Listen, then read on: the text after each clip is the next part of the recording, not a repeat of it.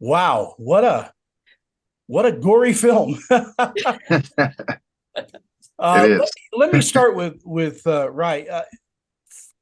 Gore is like music. Since you're a musician, and in a horror film, it becomes kind of another score. Is that true? I mean, yeah, you could look at it that way for sure as it's sort of a crescendo in the flow of the film. So yeah, you could definitely look at it like that, and this film definitely sort of has a click track to it the whole time. There's a definite pacing to it, and then those moments, that pace kind of changes up. So no, that's a good analogy. Andrea, what brought you to the film? Do you love this genre of film? I can't believe I've been admitting this the whole time, but I didn't before, honestly, before signing on to this film. I didn't. I mean, I watched Final Destination growing up and I was kind of obsessed with it. So maybe I did to an extent love gore, but I think I really truly fell in love with horror throughout this project and then even now after the fact. The audience reaction to this has been quite good. Yeah, Yeah. it's Let been me tell you, crazy. there's nothing better than watching this film with an audience. It is just the best experience. Yeah, it's like it would be like going on a roller coaster all alone. There's nobody to scream with. Yeah, exactly. Right.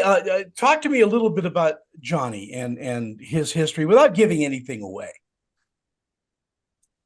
Well, Johnny, it's kind of the less you know about him distinctly is probably what keeps him more of a threat and more scary. But you do find out some of his backstory, and to an extent, you don't know how much of that is true actually, too. So it's kind of an unreliable source that you hear some of this from, but you do get some other details, and it's almost as if this film is almost the second entry in a series, or a second or third entry even.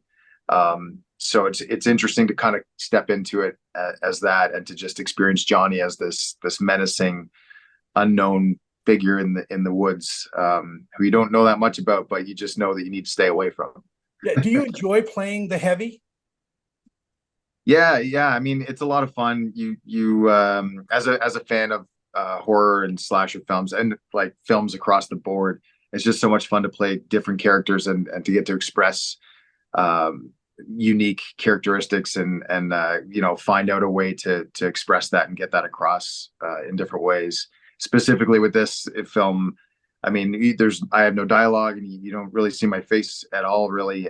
So getting to exercise those elements, and trying to create this character and be unique with it, it's a lot of fun.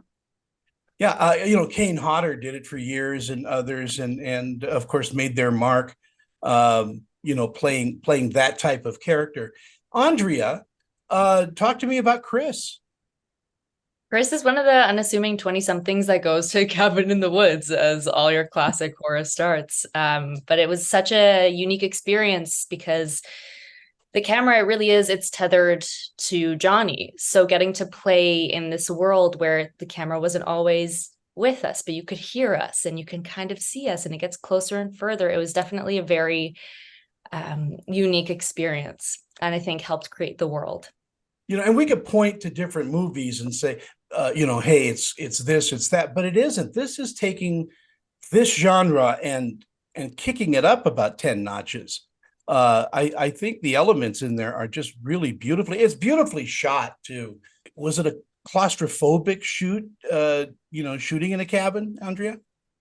No, honestly, I wouldn't say claustrophobic. We had a very small crew. I think we had a crew of about eight Hmm. and a small cast as well. So it was quite intimate, yes, but it wasn't claustrophobic. No.